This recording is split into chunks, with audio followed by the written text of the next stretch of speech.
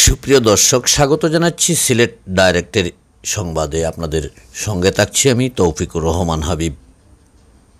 এই মুহূর্তে সিলেটের বন্যা পরিস্থিতি নিয়ে আপনাদেরকে জানিয়ে দিচ্ছি।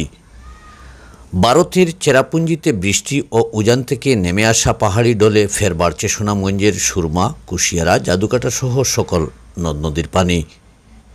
এর মধ্যে সুরমা নদীর পানি বিপদসীমার 3 সেন্টিমিটার উপর দিয়ে প্রবাহিত হচ্ছে। ডলের পানিতে প্লাবিত হয়েছে নিম্নাঞ্চলের বেশ কিছু গ্রামীণ সড়ক। আর এতে আবারও বন্যা আতঙ্কে দিন পার করছেন বাঠির জেলার প্রায় 25 লক্ষ মানুষ। সোমবার সকালে ফের ডলের পানিতে তলিয়ে গেছে পৌর শহরের উত্তরা আরফিননগর, সাহেববাড়ি ঘাট, পুরান পাড়াসহ বেশ কয়েকটি এলাকার রাস্তাঘাট। ডলের পানিতে বিশম্বরপুর উপজেলার দুর্গাপুর সড়ক তলিয়ে যাওয়ায় জেলা শহরের সঙ্গে আবারও তাহিরপুর উপজেলার সরাসরি সড়ক পথ যোগাযোগ বিচ্ছিন্ন হয়ে পড়েছে।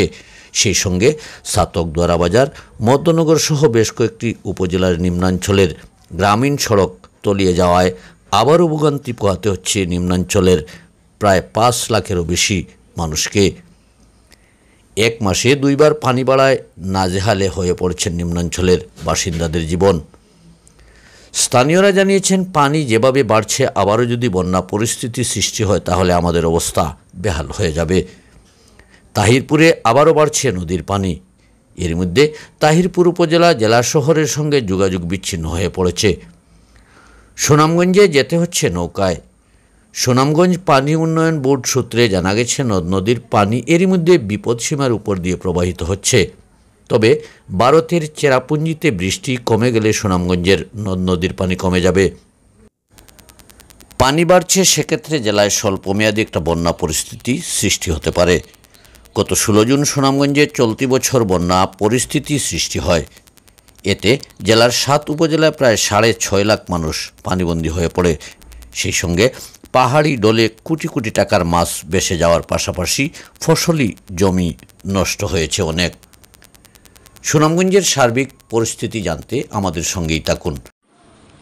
আসসালামু আলাইকুম, আমি সুনামগঞ্জ শান্তিগঞ্জ থেকে বলছি আবুল কাসেম।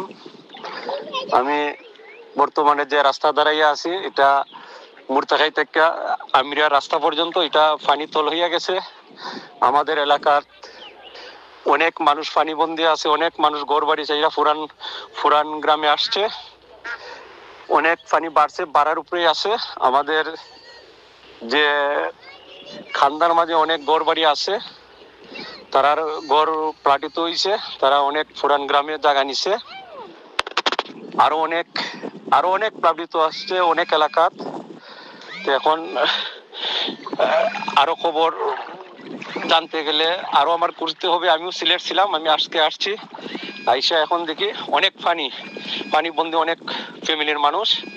সুনামগঞ্জের শান্তিগঞ্জ উপজেলা থেকে আমাদেরকে বন্যা পরিস্থিতি নিয়ে মুঠোফোনে জানিয়েছেন আবুল কাসেম সাহেব। সুনামগঞ্জের আরও বিস্তারিত সংবাদ জানতে আমাদের সঙ্গেই থাকুন। এতক্ষণ আমাদের সাথে থাকার জন্য ধন্যবাদ।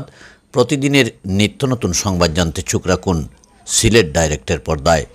সত্যের সন্ধানে আমাদের পথ চলা।